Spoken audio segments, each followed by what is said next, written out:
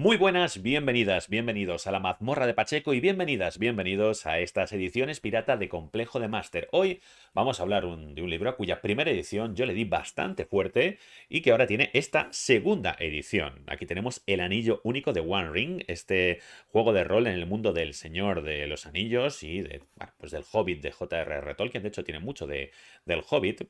Y que es la segunda edición del aclamado por crítica y público El Anillo Único, que en este caso, como veis aquí, está editado por Free League, Sophisticated Games y, por supuesto, con los derechos de la Tierra Media. Como estáis viendo, yo tengo el libro en inglés, que es el que ha salido, pero Devir, la editorial Devir, que ya trajo la primera edición, ya ha confirmado que va a traer esta segunda. Así que, bueno, yo que soy un ansias, lo tengo aquí en inglés para que todos los veáis, pero pues lo que estáis viendo prácticamente será lo mismo, salvo que la lengua de Cervantes que David nos va a traer, igual que ya trajo la primera edición y trajo un montón de suplementos y todo muy guay, pues hará lo mismo con esta segunda edición. Vamos a verla y como veis, aquí tenemos en las tapas este mapa de Eriador.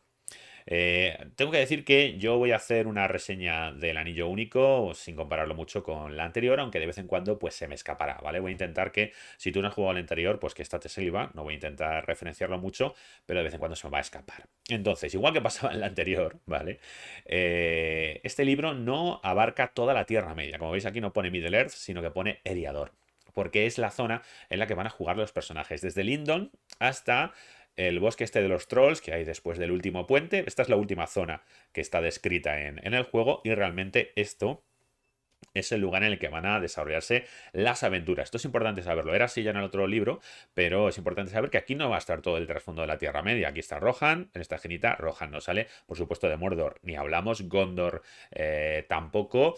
Y bueno, de hecho aquí está Rivendell, pero no sale en el libro. He dicho hasta aquí llegamos. Rivendell se queda a las puertas, ¿vale? Porque se supone que son como aventuras iniciales de héroes principiantes y que están pues en la zona de la comarca, Brie. Es verdad que lleva a Lindon, que no es un lugar a lo mejor muy común, digamos, en las aventuras más clásicas, pero bueno, tiene esta zona de Brie y la comarca sobre todo.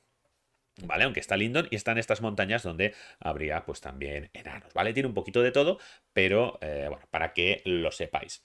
Seguramente pues sacarán luego suplementos con todos los demás pueblos de la Tierra Media. Aquí tenemos Francesco Nepitelo, sigue siendo por supuesto el escritor. Hubo cierto lío para hacer esta segunda edición, estuvo un poquito en el limbo, la verdad.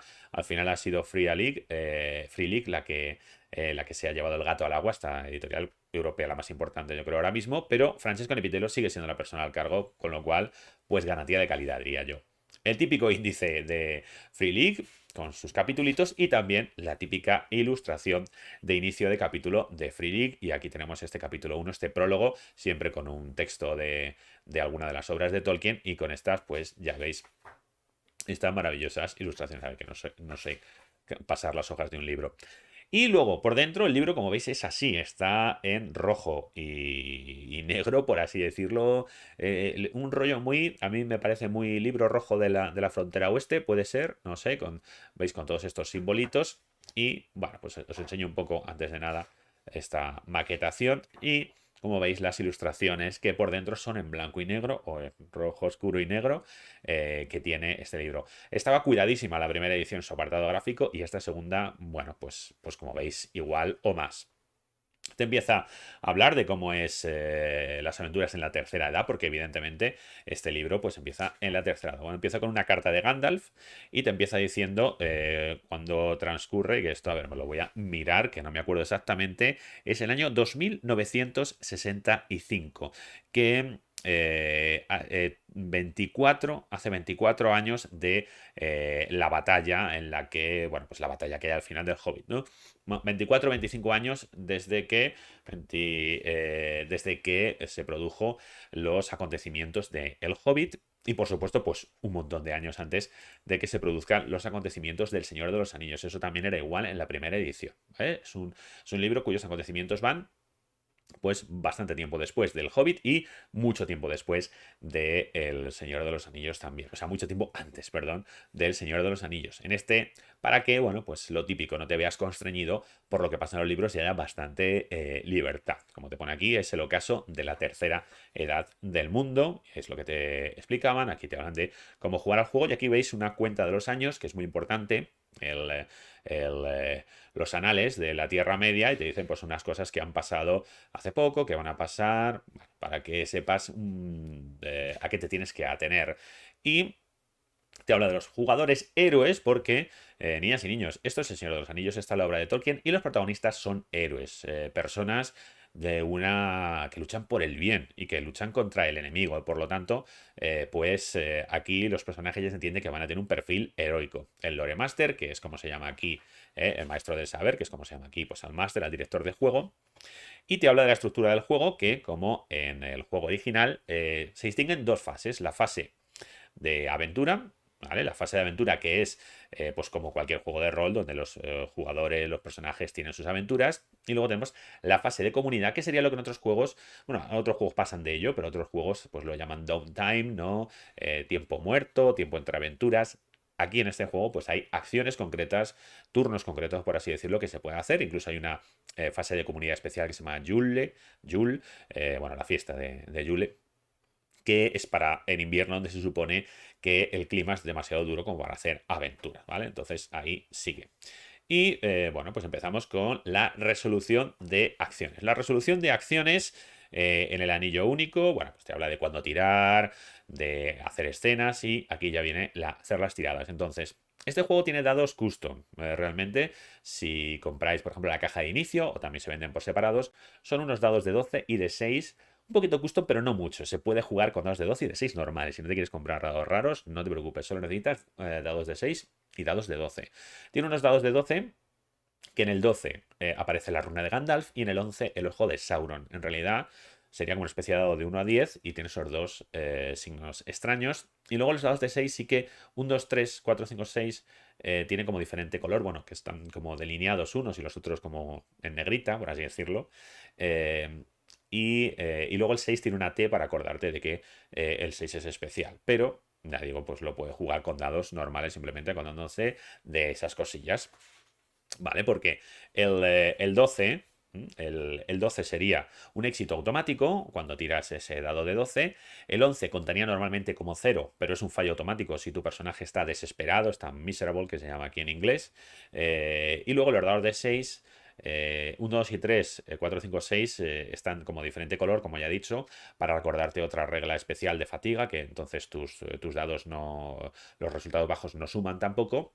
Y la T del 6 para recordarte que cada 6 que sacas puede hacer como un éxito mejor, ¿vale? De todas maneras, ¿cuál es la tirada básica?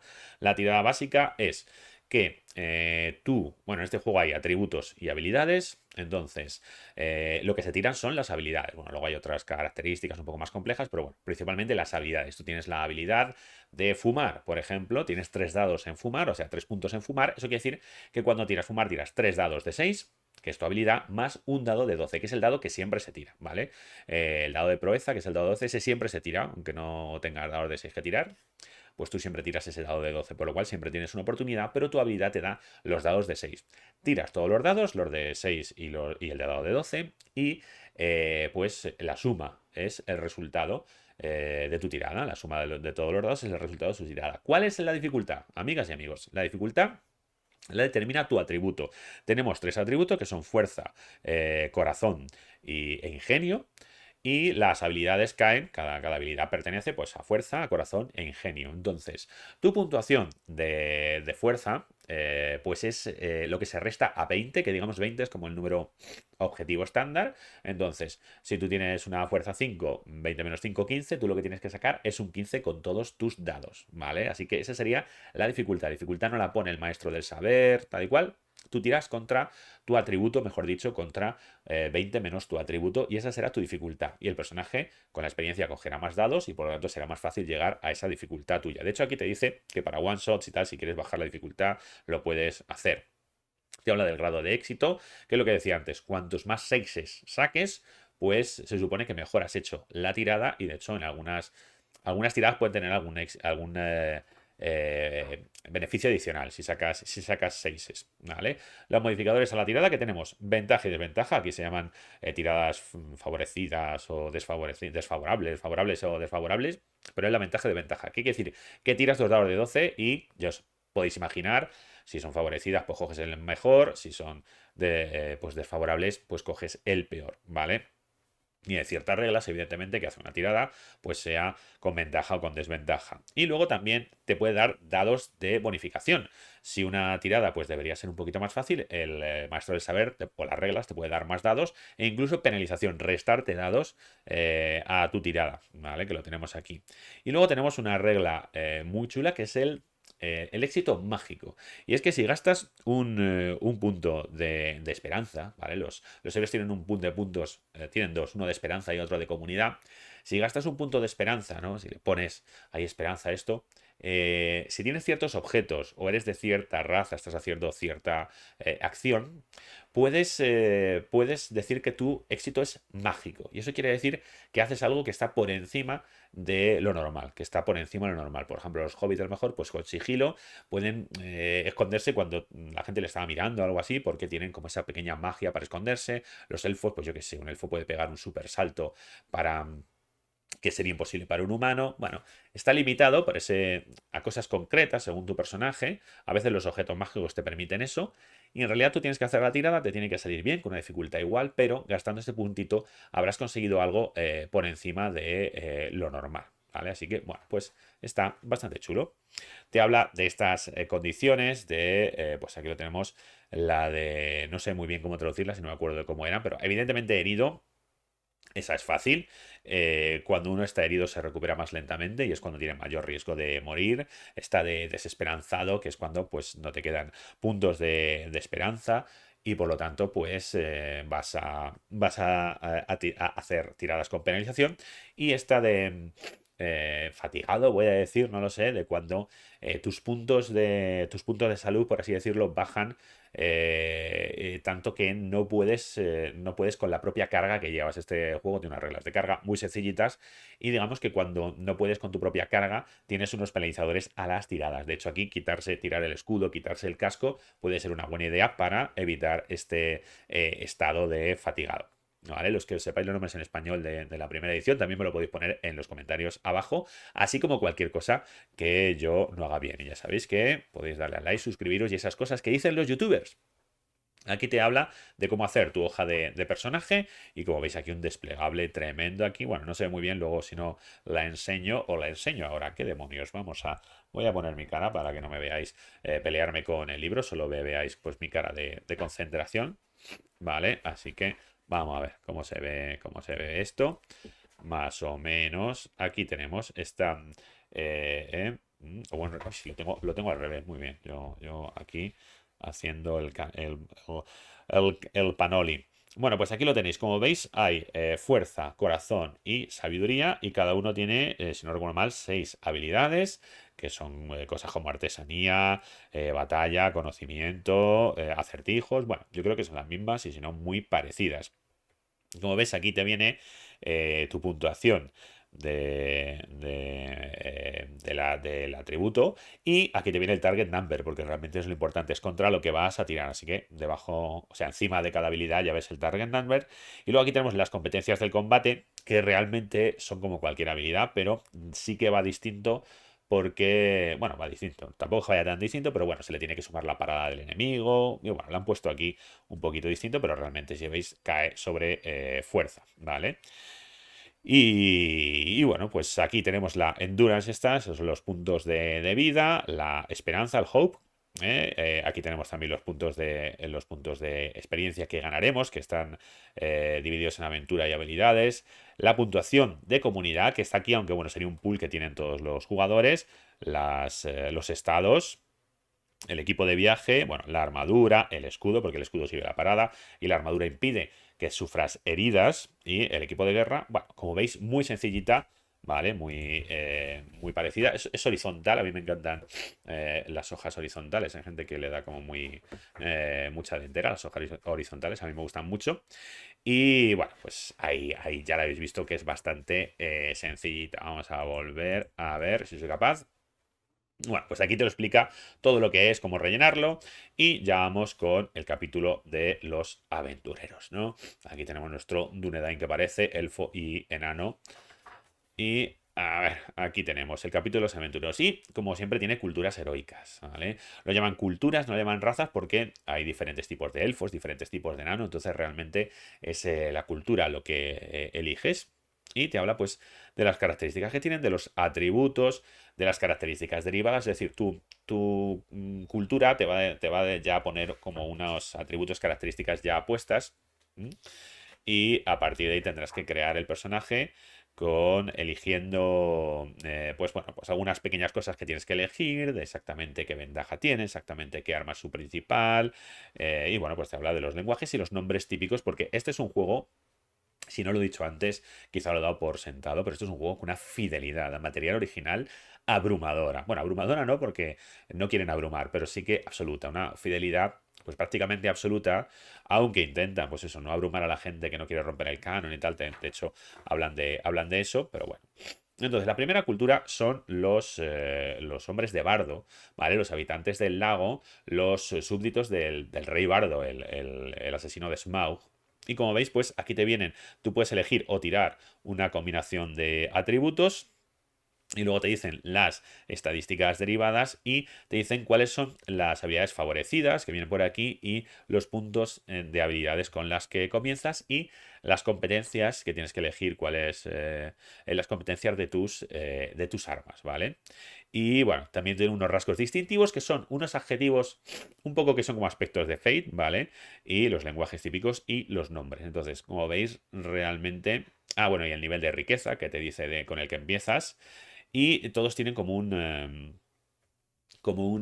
habilidad, sí, que dice, por ejemplo, esta es, pues que tu valor, tus tiradas de valor tienen ventajas, están favorecidas, ¿vale? Entonces todas tienen un pequeñito rasgo, que les da pues una diferenciación mecánica. Estos rasgos que se pueden usar un poco, por así decirlo, como aspectos que te van a hacer las cosas también más fáciles y estas estadísticas que son un poco lo importante. Tenemos los elfos del pueblo de Durin, que son... Uy, los enanos del pueblo de Durin, que son los enanos un poco que vivirían en estas montañas, ¿vale? De donde venían, pues, Escudo de Roble y su gente antes de ir a la montaña solitaria, ¿vale? Que creo que en el juego anterior me parece que son los de la montaña solitaria, realmente los enanos, pero aquí son estos enanos del oeste los que podemos elegir. Y de todos ellos, pues lo mismo, como veis, en dos caras está toda la información. Aquí estamos los elfos de Lindon, que de nuevo, los elfos de Lindon, pues los de el reino de Lindon, que está aquí. Los elfos de nuevo del oeste, que tampoco, que si no recuerdo mal, eran los elfos que aparecían en el anillo único como los iniciales. Aquí te están cogiendo, como veis, todo se ha ido un poquito más hacia el oeste.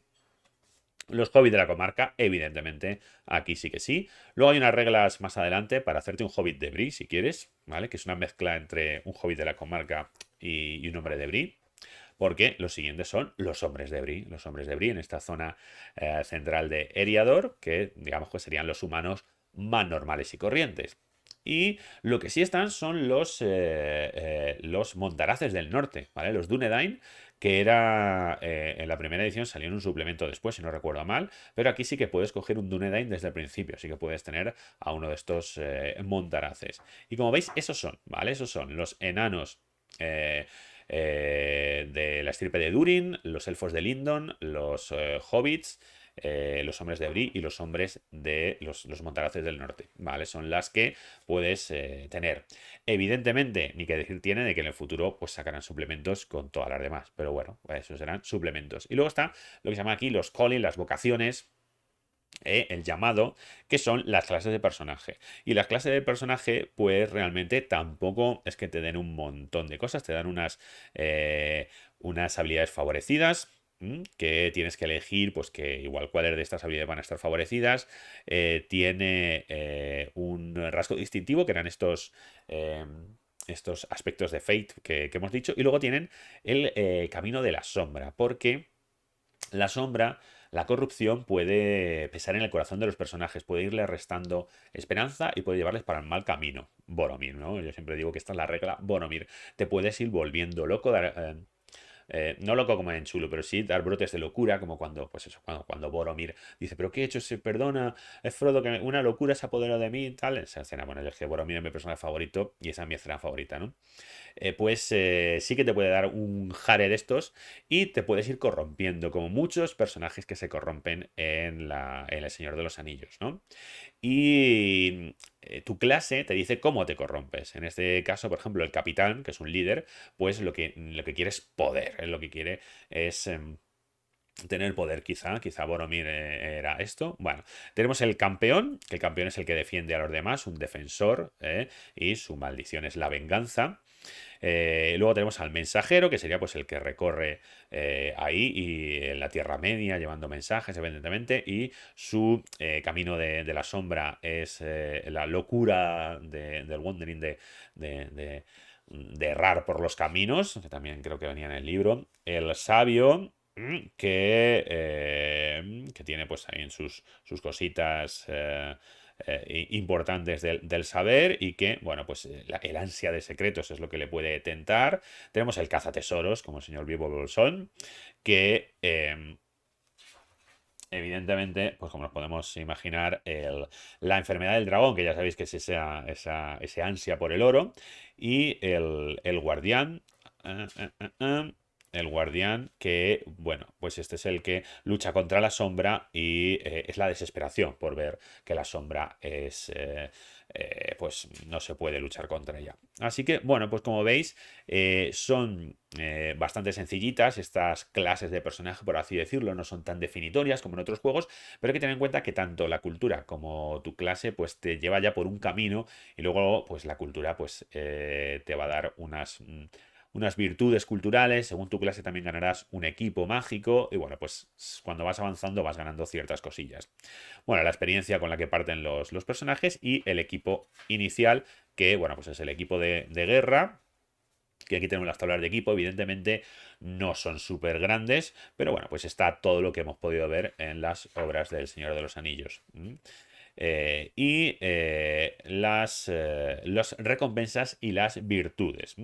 Este juego intenta imitar un poco El Señor de los Anillos, de cómo los héroes recibían regalos, objetos mágicos, pero no random como otros juegos tipo D&D, sino que aquí más bien tú a lo mejor, pues yo qué sé, tu pueblo te da un arco y cuando subes de nivel ese arco va ganando capacidades o ese arco vas descubriendo cómo usarlo mejor para que no acumules objetos mágicos, sino intentar darle un lore, un valor a tu objeto mágico. Es verdad que puedes tener otros, puedes tener varios, ¿no? Pero siempre que tenga un sentido, que alguien te lo regale o que lo encuentres en algún lado y tenga un significado, como dardo, como las cotas de Mithril que encuentra pues la comunidad.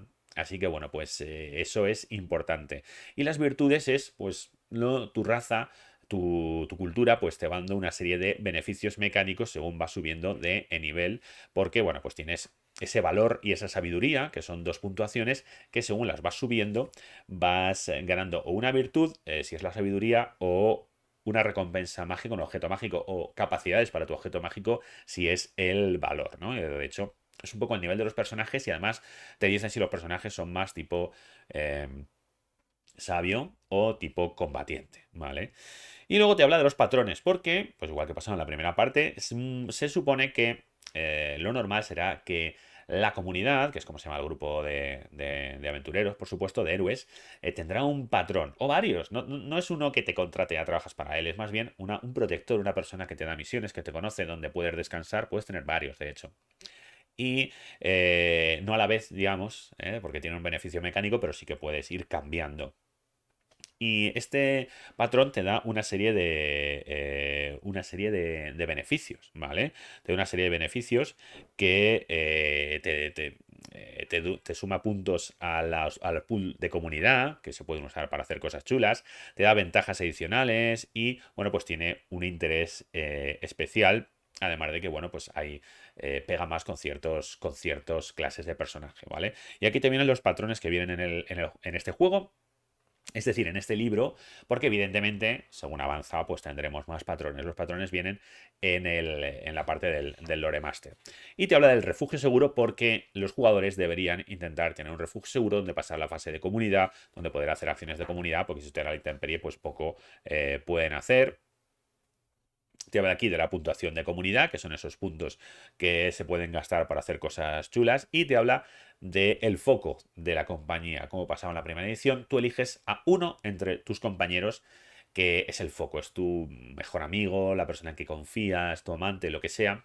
Y que tú sientes algo especial. Algo especial puede ser amistad, tampoco. Pero bueno, Gimli y Legolas llegarían a ser unos el foco de otro, por ejemplo, en El Señor de los Anillos. Y también, si tú le salvas o él te tiene que salvar, pues hay unas mecánicas especiales para esto. Luego tenemos las reglas de experiencia que tenemos aquí. Y bueno, pues la aventura. Y tenemos lo de unas reglas para tener un heredero, ¿no? Igual que Bilbo sigue sus aventuras a través de Frodo, su heredero. Como este juego, pues te dice que puedes estar jugando desde, pues eso, desde esta época hasta que empieza El Señor de los Anillos, pasan muchos años, si eres un humano, pues a lo mejor se te queda esto un poco largo.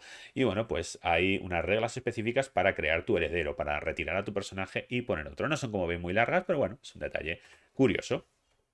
Y ahora vamos al capítulo de características, porque las hemos visto pues solo por encima. Y aquí en este capítulo, pues evidentemente te habla de las habilidades. Te las diferencia en categorías, ¿no? Las habilidades están diferenciadas por su atributo, como ya hemos visto, ¿vale? Pues corazón, fuerza y astucia. Pero también pues te dice algunas que, pues unas son como de más de habilidades manuales, otras son más de cosas al aire libre. Y bueno, te las pone aquí. No tiene ningún sentido con respecto a las mecánicas de juego, solo para que tú pues lo sepas un poquito. Viene aquí la lista de habilidades, todas explicadas, con lo que puedes hacer por ellas. Como ves, pues también bastante sencillo y siempre con citas de las obras de Tolkien. Y luego te habla de las competencias de combate que funcionan más o menos como las habilidades, tampoco es que tenga mucha diferencia. Y bueno, las hachas, sí que digamos que hay grupos, como veis, de armas, ¿no? Las espadas, las lanzas, las hachas, los arcos y bueno, el combate desarmado, que sería como otra habilidad distinta. Te explica lo de los rasgos distintivos que os estaba diciendo antes, estos adjetivos que funcionan un poquito como un aspecto de Fate que te pueden dar bonificadores a las tiradas donde cuadre ese adjetivo. Te habla aquí de la resistencia y la esperanza, que son, pues, las resistencias son los puntos de vida y la esperanza, muy importante para no caer, pues, presa de la sombra. Y además los puntos de esperanza también te pueden servir para usar, pues, ciertas cosas mágicas o cosillas así, ¿vale? El estándar de vida, el nivel de vida realmente, como pasaba en el otro juego, pues los personajes tienen un nivel de vida que evidentemente ellos pueden en las aventuras aumentar, bueno, o bajar, aunque eso sería más difícil, ¿no? Yo creo que más o menos aumentar al conseguir tesoro.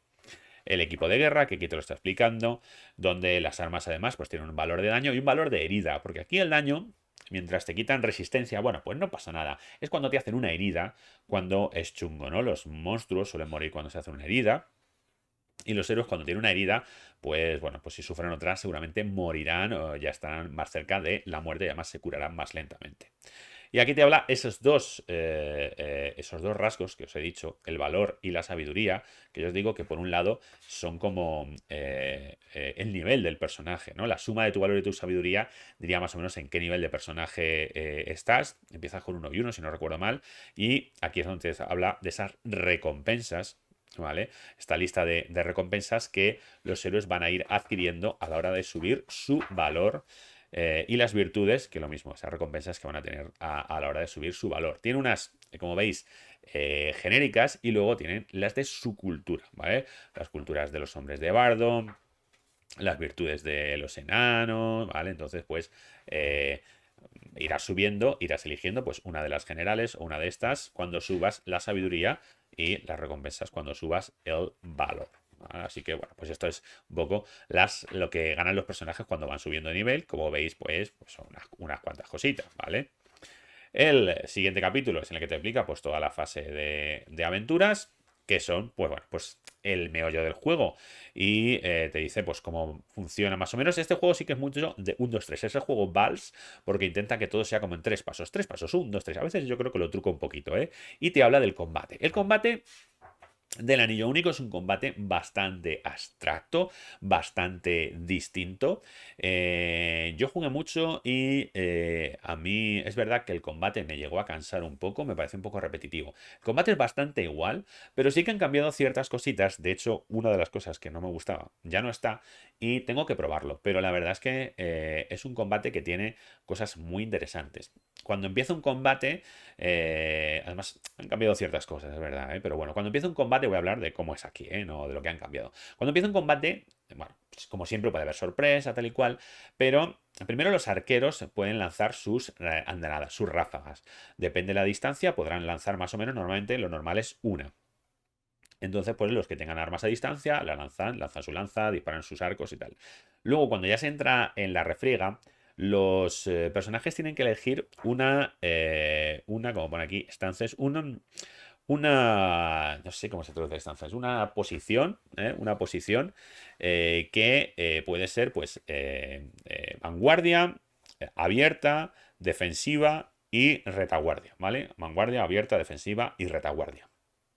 Hay que tener en cuenta que estas posiciones, aunque tienen unos nombres que pueden aducir a una posición en el campo de batalla, no es así. No es que en vanguardia tengas que ir delante, aunque sí que en retaguardia vas un poco detrás. A ver, es un poco difuso porque, por un lado, no son exactamente posiciones, pero por otro lado, retaguardia tiene que estar en retaguardia. Es más bien la actitud, estas tres por lo menos, la actitud. En retaguardia es para usar acciones de ataque a distancia. A eso es lo que vale retaguardia. Las otras tres son para ataques cuerpo a cuerpo. Entonces, dentro del cuerpo a cuerpo, vanguardia, más que estar el primero, sería ofensiva, ¿no? Una actitud absolutamente ofensiva, mientras que defensiva, pues tiene una actitud defensiva. Y abierta, digamos que es ni furifa. Esta es como la tofu, la que ni una cosa ni otra, ¿vale? Esta, evidentemente, te hace ser mejor atacando, pero te expone más al peligro. Como podéis imaginar, esta te hace ser peor atacando, pero te expone menos al peligro. Y esta es, pues, la normal. Y la posición de retaguardia es la que te permite no trabarte en combate y por lo tanto usar arcos, porque no se puede usar un arco si estás trabado en combate, lo cual pues es muy normal. Para poder estar en retaguardia, por lo menos por cada tipo que esté en retaguardia, dos compañeros de la comunidad tienen que estar en alguna de las otras de cuerpo a cuerpo. Se supone que hacen una barrera para que los enemigos no puedan llegar a ti, porque si no, pues no te dejarían quedarte atrás y disparar el arco tranquilamente, irían a por ti. Cuando un enfrentamiento tiene lugar, tiene que estar esta fase de trabamiento, ¿no? De trabarse, de enzarzarse los personajes. Se tienen que enzarzar, pues, en principio, cada enemigo del maestro del saber, pues se enzarza con uno de los luchadores. Es verdad que, bueno, pues hay superioridad numérica, ya te pone las reglas especiales. Si los malos tienen superioridad numérica, normalmente, pues no podrás tener tú ningún arquero detrás. Si los héroes sí que la tienen, pues sí que podrán tener arqueros detrás. Y los malos igual, los malos pueden tener sus arqueros detrás si tienen superioridad numérica. Así que, evidentemente, la superioridad numérica es bastante importante, ¿no? Y aquí te dice, pues si hay más jugadores, si hay más buenos que malos, si hay más malos que buenos, exactamente. Y luego ya es cuando se hacen las acciones y en su turno pues se actúa por orden de las posiciones que tenemos aquí y dentro de ellas pues ya eligen un poco los héroes y siguiendo ese turno pues tú tienes una acción principal y una acción secundaria y según en la posición en la que estás tienes unas acciones concretas. Evidentemente atacar pues prácticamente puedes atacar en todas, pero luego sí que pues unas puedes proteger a tus compañeros, en otras puedes darles bonos. Hay una que en vanguardia puedes asustar a los enemigos, no a tus compañeros, no esperemos, a los enemigos. Cada una tiene un efecto mecánico distinto.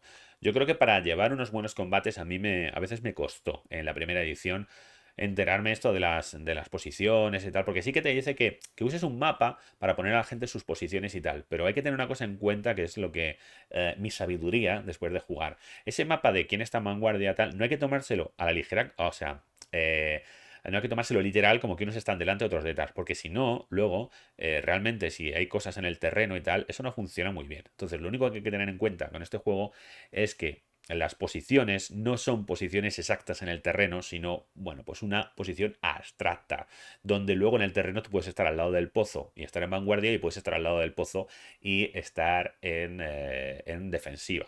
Retaguardia sí que diríamos que tienes que estar por narices un poco más alejado, aunque no, que puede ser a la derecha o a la izquierda, no sé. No sé si me estoy explicando, creo que lo mismo lo estoy embrollando un poco, pero digamos que es un poco lo que hay que enterarse del combate. Luego el combate, pues, según los ataques, vas quitando puntos de resistencia. Si llegas a muy bajos, pues te quedas, lo que hemos dicho antes, fatigado. Si llegas muy bajos, pues bueno, pueden morir. Pero la fuente de morición de este juego son las heridas. Si eres herido y las armas tienen un número, que es el número que hay que sacar para conseguir una herida, pues entonces es cuando ya las cosas se ponen chungas. Como digo, los malos suelen morir con una herida, aunque hay algunos que no, y los héroes pues normalmente necesitarán más de una. Y estas son, como veis, las acciones que se pueden hacer en el combate, que como veis, pues puede tener complicaciones y pueden tener ventajas y desventajas. Bueno, pues ese sería el combate. Sencillito, pero tiene su táctica, tiene su miga, tiene su cosa. Y luego tenemos los consejos, ¿vale? Las audiencias, creo que se llamaban en la versión en español. Y aquí, igual, cuando yo jugué una campaña entera, me pareció a lo mejor un poquito repetitivo, pero esto sí que me ha gustado ver que han simplificado las reglas han simplificado bastantes las reglas de audiencias. A mí me gustaban las audiencias, ¿eh? Me gustaban bastante, me gustaban mucho, pero sí que es verdad que al tener unas fases y tal, a veces se volvía un poco repetitivo. También es verdad que el grupo con el que yo jugaba tampoco era la leche de interpretación. Y aquí te lo dice, que no dejes que las reglas se interpongan a interpretación, que lo puedes hacer a posteriori o a priori, tal y cual. De todas maneras, lo importante, las han simplificado. De hecho, yo diría que han simplificado todo el juego, pero no en el sentido de simplificar de quitar opciones, sino de hacer más elegante el sistema, de ver a lo mejor dónde traqueteaba un poquito y limarlo ahí, en ese sentido simplificado, hacerlo más sencillo, más que vaya todo pues más como la seda, ¿eh? Es la simplificación. Pero han acortado un poquito cómo era esto y yo creo que pues sale beneficiado el sistema con ello. A mí yo creo que te da un poquito lo mismo que te daba antes, pero más sencillo. Es la impresión que me da, sin haberlo jugado, evidentemente. Lo mismo digo con las reglas de viaje. Las reglas de viaje es una de las cosas más chulas, ¿no? Una de las cosas más interesantes de este juego, porque representa esos viajes que hacían los personajes a través de la Tierra Media. Y tiene unas reglas específicas donde vas haciendo unas tiradas, van saliendo unos eventos. Esos eventos los personajes se tienen que enfrentar a ellos. Hay unas posiciones, ¿no? Cuando tú haces un viaje, pues tienes que tener la posición de guía, cazador, vigía o explorador. Y la de guía, por ejemplo, es impreminable. Varios personajes pueden tener la misma. Bueno, se tienen que asignar y cada uno pues tiene una habilidad concreta. Y luego, según vas haciendo el camino, porque de hecho al final hay como una hoja de personaje para los viajes, para que te hagas el diseño del viaje, pongas cuánto dura, cuánto fatiga están ganando, etcétera, etcétera. O sea, es importante lo de viajar en este juego, no es ir de un sitio a otro, es una aventura en sí mismo, ¿no? Y bueno, pues tienes unos encuentros. Dependiendo de lo bien que lo hagas el viaje, de lo largo que sea, los hexágonos que lleven, tienes unos encuentros, esos encuentros, uno de los personajes tendrán que enfrentar a ellos, y bueno, pues al final tienes que terminar el viaje y se ve el cansancio que se ha acumulado porque claro, viajando uno no puede descansar y recuperarse como en un lugar seguro, lo cual pues igual también está muy bien, o sea que no te puedas curar así en medio del campo, tal y cual. Y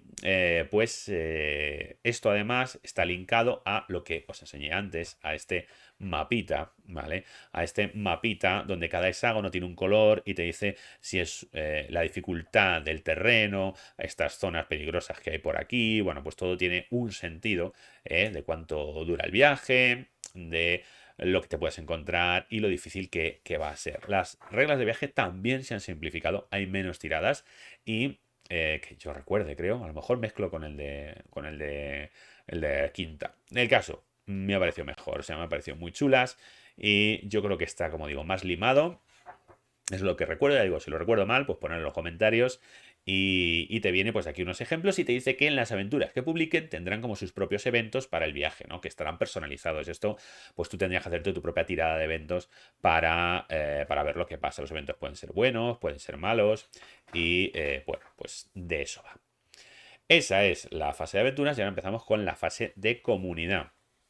La fase de comunidad, que es muy interesante, ¿vale? Aunque sea este downtime, este tiempo muerto entre aventuras, pues te dice lo que se puede hacer. Te dice que tienes que poner la duración y suele haber como dos opciones, que cada uno se vaya por un lado o que todos lo hagan en el mismo sitio, dependiendo de la situación. Y y te va diciendo, pues, cómo al subir la experiencia sube el valor y sube la sabiduría, cómo ganas las cosas que ganas y hacerlo aquí in-game para que sea chulo.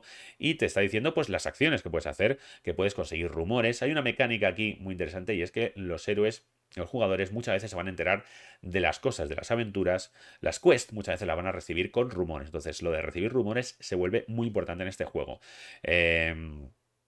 Te puedes quitar, si es en Julie, te puedes quitar las cicatrices de la sombra, ¿vale? Que según vas perdiendo vas ganando puntos de sombra, los puedes un poco como congelar en cicatrices. Puedes conocer un patrón y ese patrón, al conocerlo, ¿no? Al encontrarte con él, de hecho, meet, no es conocer, es encontrarte, tener una reunión con él, pues te va a dar sus beneficios para la siguiente fase de aventuras.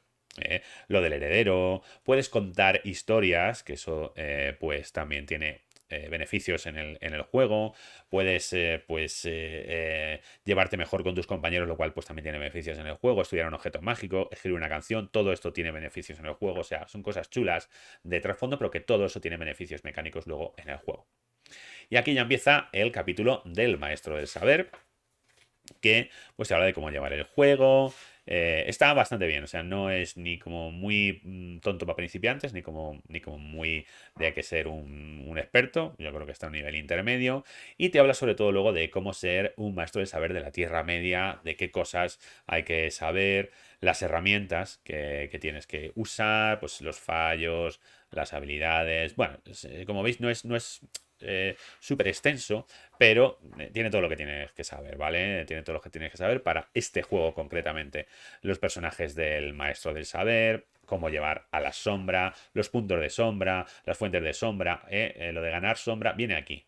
Los personajes no tienen por qué saberlo exactamente, con lo cual viene en esta parte del maestro del saber, que bueno, pues tienes el terror, ¿no? Este dread, el terror, el horror, los misdeeds, o sea, las fechorías, las malas acciones. Hacer malas acciones en este juego te da sombra. Por eso he dicho que se supone que los personajes van a ser héroes. Hay unas tiradas para, por ejemplo, el terror, para sobreponerlo, pero no hay tirada para las fechorías. Si haces fechorías vas a ganar estos puntos que te pueden llevar a los brotes de locura y que te pueden llevar a perder tu personaje, ¿no? Como le pasó, aquí vemos a Sméagol, pobre Sméagol. Y vas ganando además unos fallos, como veis, hay unos defectos que tu personaje tendrá que interpretar y que también tendrán un efecto mecánico en el juego, ¿vale? O sea que está también bastante chulo para hacerse, pues eso, un Boromir que está un poco, pues, atrapado por la sombra. Y el capítulo de adversarios. Los adversarios no son simétricos a los personajes, tienen sus propias habilidades, se llevan de su propia manera, son súper sencillos. Mira que aquí los espectros del anillo son súper sencillos. Y aquí, bueno, pues como veis, te vienen estas páginas desplegables con los adversarios básicos. Básicos porque este juego, pues como digo, es un poco como para principiantes, para empezar tu carrera en Eriador. Entonces vamos a ver que está un poco limitado lo que sale aquí, pero realmente cada subcategoría pues tiene, como veis, un montón de estadísticas de PNJs. Aquí tenemos los hombres malvados, ¿no? En contraposición a los pueblos libres tenemos los hombres que se han dejado un poco manchar por la sombra y pues son ladrones, asaltadores, los saqueadores del sur, rufianes, como veis aquí, bueno, pues hombres malvados. Y aquí tenemos los orcos. Orcos y goblin, que es un término eh, un poco casi indistinguible.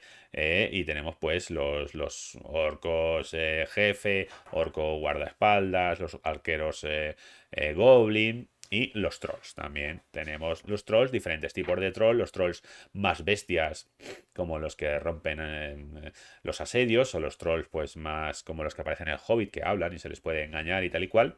Como veis, pues diferentes tipos de trolls que tenemos aquí. Los no muertos, que también la obra de Tolkien está llena de no muertos y tenemos pues, los espectros, los tumularios, no los espectros del anillo, ¿vale? Sino como fantasmas, aparecidos. Y los lobos, claro, los lobos, los wargos, realmente, los lobos y los wargos que hay en la espesura y que también pues, pueden ser cabalgados por los goblins. Como veis, no son un montón, pero tienen pues todos los típicos y clásicos y cada uno, como veis, tiene pues sus diferentes tipos, ¿no? Aquí tenemos los lobos, pues tienen 3 tipos de lobos y luego cada uno, como veis, tiene sus características especiales y habilidades especiales. Además tienen un valor de odio, además de sus puntos de vida y tal, los malos tienen una puntuación de odio. Tú puedes vencer a los malos quitándoles el odio, asustándolos, etcétera, etcétera, usando magia, y ese odio ellos lo van gastando para usar sus poderes especiales, que están chulos. Yo qué sé, los lobos pueden saltar y atacar a uno que está en retaguardia. Jaja, ¿te creías que no te podía hacer nada? Pues chínchate. Aquí viene el capítulo del tesoro. Evidentemente es muy importante el tesoro en las obras de Tolkien y te vienen unas reglas específicas para tesoro. Hay unos puntos que son los puntos de tesoro que te dice pues cómo te sube el nivel de vida y también para los objetos mágicos. De todas maneras, recordad que los objetos mágicos había que pensarlos eh, con antelación. Y aquí te lo dice, tú tienes que hacer una lista de objetos mágicos para tu campaña para que gane cada uno y para que las vayan encontrando o se las vayan regalando o lo que sea, pero que no sea random, ¿no? Que no sea tirar una tirada de tesoro tal como en D&D, sino, bueno, como en algunas opciones de D&D, sino hacer como una especie de tablas de tesoros que van a encontrar tus personajes, sabiendo quién es el que está destinado a cada uno de ellos. Te habla de la predestinación, ¿no?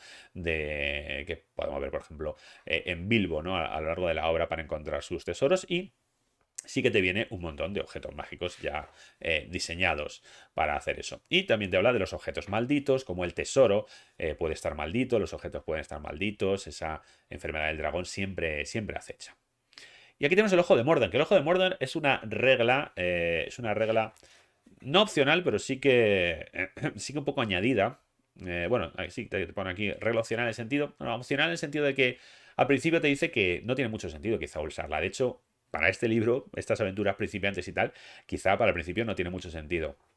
El ojo de Mordor es como el enemigo, como Sauron, como Mordor, ha puesto el ojo sobre los personajes, como sus acciones están llamando la atención de Mordor, ¿no? La película, el ojo, ¿no? Se movía, parecía un faro, parecía un foco ahí que iluminaba lo que le interesaba. Pues cuando los personajes ya tienen pues, más valor, más renombre, pues sus acciones, las cosas que ellos hagan para enfrentarse a la sombra, etcétera, etcétera, pueden llamar la atención de Mordor. Y hay pues una mecánica de cómo el ojo de Mordor les puede encontrar, de qué pasa si les encuentra. Cuando les encuentra, pues normalmente les lanzará algún tipo de enemigos, peligros, etcétera. O simplemente verán, yo qué sé, pues verán a lo mejor no va el ojo de Mordor hacia ellos, pero sí que quema una aldea cercana para desmoralizarles. Entonces se resetea otra vez, la puntuación es como una puntuación que va subiendo el ojo de Mordor, se resetea y vuelve otra vez, ¿vale? Esto sí que es una cosa que no sé cómo funcionará, pero bueno, pues está chulo para campañas largas y ya digo, cuando los personajes ya tengan pues cierto renombre, por así decirlo. Y aquí tenemos el mundo, el capítulo dedicado al mundo. Es verdad que este libro, yo creo que ya confía en que tú te has leído El Hobbit, El Señor de los Anillos y que, bueno, pues sabes un poquito de esto y que si no, pues un poco raro, ¿no? Pero sí que te habla de Eriador. Y en este capítulo, yo creo que incluso aquí mejor que en la primera edición, te habla de las regiones de Eriador, que se supone que es donde van a transcurrir las aventuras ahí con su pequeño detalle del mapita. Y además aquí muy en el estilo moderno de no solo rollo enciclopédico, aunque está la información, sino con ideas de aventuras, con PNJs, con tramas, con tablas de encuentro. Entonces, pues está bastante bien. Yo digo que a mí me ha parecido mejor que en la primera edición. Así que, pues te habla, por ejemplo, aquí de la comarca y te habla, estas pequeñas cositas, pues son como añadidos, muchas veces que no están en el canon, pero que tienen pues aventuras, PNJs y cosas así. ¿Veis? Aquí tenemos un PNJ que podemos encontrar por aquí y aquí tenemos la tierra de Bree, que no solo es la ciudad de Bree, sino las aldeas circundantes. Te habla de las aldeas que sí que las cita Tolkien. Por cierto, aquí veis, te dice encuentros en el pony pisador, ¿no? Te habla del pony pisador, por supuesto, y te habla de qué cosas te puedes encontrar. Estas tablitas de encuentros no tienen por qué ser enemigos, sino cosas que te puedes encontrar por la zona. Como veis, está muy bien. Te pone aquí la ficha del dueño del el pony pisador. Bueno, la ficha de PNJs no tiene estadísticas, simplemente tienen características de rasgos distintivos, su raza, los idiomas que habla y luego, bueno, pues el trasfondo, ¿no? Aquí tenemos John Fenrir, vendedor de caballos un tanto chungo, y como veis, pues aquí están las aldeas Combe, o como se llame, con sus PNJs. ¿Veis? Aquí dice asaltos Goblin, ¿no? Ideas de aventura, de que si los Goblins están atacando, de que si hay trolls por un lado o por otro, ¿vale? El festival aquí en Archet, la otra aldea de las tres, pues el festival del campeonato de anillos de pipa, ¿no? De humo de pipa. Archet y Chetwood, ¿no? Y el bosque de Chet, que está por ahí. No sé si me salta una o no. Y bueno, pues tenemos aquí las marismas estas de Midwater. Y luego tenemos la gran carretera del este, que evidentemente es la carretera que sale de la comarca, que atraviesa Brie y que va hacia, bueno, Rivendell, si la sigues todo el rato, ¿no? Y bueno, pues aquí tenemos la posada maldita. Y aquí, como veis, una tabla de lo que puede, o olvidada o algo así. Greenway, que es el otro camino que va de norte a sur, y también pues con sus tablitas. Y aquí, bueno, pues los Barrow Downs, los Barrow del Sur, los túmulos del sur y los del norte, con las cosas que hay por ahí. Aquí también tenemos los del norte, esto ya son zonas más de la espesura, con sus encuentros que puede haber por aquí con enemigos. Muchas veces, si te sale lo chungo, pues te sale un troll, ¿no? Que es como el enemigo más chungo que tenemos en este libro. Y aquí tenemos pues sus enemigos, sus historias, etcétera. Y Angmar te viene un poquito de lo que serían las ruinas de Angmar hacia el norte, ¿no? La tierra del rey brujo, que ahora, bueno, pues está deshabitada en principio y solo pues hay ruinas de tiempos pretéritos. Y Troll Sounds, no me acuerdo cómo se decía en, no me acuerdo cómo se decía en castellano, pues es lo último que llega, como os he dicho, lo último hacia el este, ¿no? Ya después estaría Rivendell, pero llega hasta ese lugar donde en el Hobbit se encuentran con esos trolls y Gandalf los engaña, etcétera, etcétera. Luego te habla de Zarbad, que es el pueblo destruido, las ruinas que hay hacia el sur. Zarbad sería lo más al sur que llega a esto. Y Lindon, que, como sabéis, Lindon es la tierra de los elfos del oeste, ¿vale? De donde están los puertos grises, donde la gente sale para ir al oeste. Y las montañas azules. Estas montañas azules, como veis, son donde están los enanos de esta ambientación, de este librito. Y aquí, pues, terminaría. Como veis, lo importante es pues todas estas tierras entre la comarca y pues Rivendell. Y bueno, pues aquí te habla de las aventuras, de cuándo, de dónde, de qué. Bueno, pues te dice dónde lo tienes que ambientar, en qué época, qué es lo que tiene que pasar. Intentar ser temático, que te pone aquí utilizar títulos de los capítulos del libro, el por qué, que es lo importante, quién es, y te habla pues de los PNJs, de cómo usarlos, bueno, pues un poquito para hacer las aventuras. Y aquí vienen los apéndices, que vienen cosas bastante interesantes, ¿no? Primero son los patrones, las reglas y el trasfondo para los patrones. El primero aquí es Balin, que ya en la primera edición podía ser uno de los patrones. Bilbo Bolsón, Bilbo Baggins, que también puede ser uno de los patrones, y ya digo que además cada uno tiene pues su propia agenda y sus propias beneficios mecánicos. Te sube la puntuación de comunidad 1-2 y te da algún tipo de beneficio a las tiradas. Círdan, el constructor de barcos, este elfo, que es el líder de Lindon, el elfo barbado. Por cierto, los elfos aquí sí que no tienen orejas puntiagudas, que ya sabéis que nunca aparece ese rasgo en las obras de Tolkien. Como no, Mithrandir, Gandalf el Gris, puede ser, como no, un patrón de los héroes. Y Gilraen, que me ha sorprendido, ¿no? Que a lo mejor no es el personaje como más conocido, pero bueno, es la madre de Aragorn. Y aquí la tenemos, por cierto, se conserva muy bien, porque Gilraen no tendrá 60 años, bueno, lo pone por ahí. Pero bueno, esta gente, ¿no? Con sangre élfica. ¿Tenía sangre élfica o no? Bueno, en los comentarios me pones. Como veis, yo no soy ningún experto en El Señor de los Anillos. Pero bueno, esta señora de los Dúnedain, la madre de Aragorn, la verdad es que me ha parecido un patrón bastante chulo. Y pues Tom Bombadil y Valla de Oro, creo que se llamaba, ¿no? Goldberry, que también pueden ser patrones y que, bueno, pues están por ahí en la zona, evidentemente en Eriador, y también, pues, los héroes se pueden encontrar con ellos. Y lo que te pone aquí son las landmarks, estos lugares de interés, que lo que te dice es que esta edición lo que va a hacer muchas veces es que en vez de aventuras con un argumento concreto, te va a dar estos lugares de interés, estas landmarks, si lo traducís mejor, pues lo ponéis igual en los comentarios, que es un lugar, una localización donde está pasando algo, donde hay unos enemigos, quizá un tesoro, y pues un poco como pues lo clásico de toda la vida, de las aventuras dañoneras, donde pues una localización, donde hay unos enemigos, hay un tesoro, está pasando algo, hay unos rumores, hay una cosa, y que tú luego como Lore Master tienes que rellenar los huecos, poner los desafíos de habilidad, ver cómo se va a desarrollar exactamente el combate. Te dice, en este que te vamos a poner la estrella de la bruma, ¿no? La estrella entre la niebla. Te dice, en este te lo vamos a hacer también. Y te lo vamos a hacer en unos recuadros que se van a llamar tutorial, ¿vale? Y dice, para que veas cómo se hace. Y a partir de aquí, los que te vendamos en suplementos no van a tener eso y eso lo tendrás que hacer tú. La verdad es que está chulo esta idea de las localizaciones, que está pasando algo. ¿Veis? Siempre te viene el rumor, porque como he dicho, los rumores son los que van a llevar a los personajes a estos lugares. Luego, el viejo saber, que es haciendo tiradas, investigando, lo que puedes saber, el rumor siempre puede ser erróneo, el saber antiguo no. Y luego te pone el trasfondo de lo que está pasando aquí, la localización en sí, que además siempre te dice que habrá algún mapa. Como veis, hay mapas, estos mapitas de la localización. Y pues hay como encuentros de, bueno, pues llegas ahí. Dice que no tiene argumento, pero la verdad es que hay un argumento en el lugar, ¿no? Hay un argumento embebido, digamos, en el lugar. Y sí que hay como ciertos encuentros de, bueno, cuando los héroes llegan acá, ven un enano, tal. O sea, sí que hay unos ciertos desencadenantes que se llamaban en Day de segunda. Y cosas que están pasando aquí, ¿vale? Y pues bueno, como veis es bastante grande, ¿no? Es como un módulo realmente, si lo estáis viendo, por mucho que lo llamen, pues landmarks.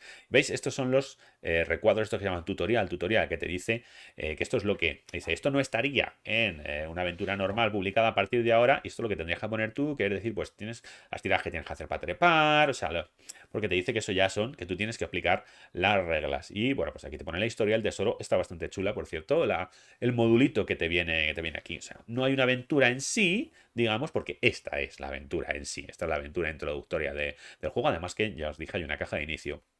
Y aquí te dice lo de las cosas sin nombre, las cosas innominadas, que es unas tablas para crear tú tus propios monstruos, ¿eh? Con lo cual, si alguien dijo, oye, se me han quedado cortos los monstruos de antes, pues para crear tú tu propio monstruo, tu propio enemigo, tu propia cosa que está en las profundidades de la Tierra, a saber desde qué edad, y que ahora con Sauron pues sale, pues aquí te pone cómo creártela y cómo crear pues este, digamos, archimonstruo, archivillano para tus aventuras, ¿no? Siguiendo estas tablas, pues vas creando a estos monstruos. Y aquí con el índice o la hoja de personaje que ya antes os enseñé.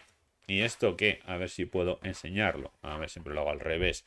Esta es la hoja que vimos antes de la hoja del viaje, ¿no? Para que imprimirte una por cada viaje y hacerlo. De hecho, dice, te puedes hacer un cuadernito con ellas y puedes ver lo que has viajado por la Tierra Media. Pues con esto y el mapa de viajes, que ya dije que es una ayuda de juego, pues termina nuestro libro. Así que vamos a volver aquí. Y bueno, pues aquí lo veis, las personas que conocieran la primera edición, yo creo que es como la primera, pero incluso mejor así leído, no he jugado. Y los que no, pues desde luego, este es el juego del Señor de los Anillos. Para mí, yo sé que la gente le tiene mucho, mucho cariño al MERP y hay una versión de D&D, pero para mí el juego que coge la esencia del Señor de los Anillos y del Hobbit y de la obra de Tolkien es el Anillo Único. Aquí lo tenemos, yo lo he enseñado en inglés, pero ya sabéis que estará en castellano de la mano de Debir, así que pues cuando salga, pues ya sabéis si, viendo esta reseña, si os interesa o no, o eso espero. Así que nada, me despido aquí de esta reseña pirata y nos vemos pues dentro de 7 días con cualquier otra cosa. Hasta entonces, adiós.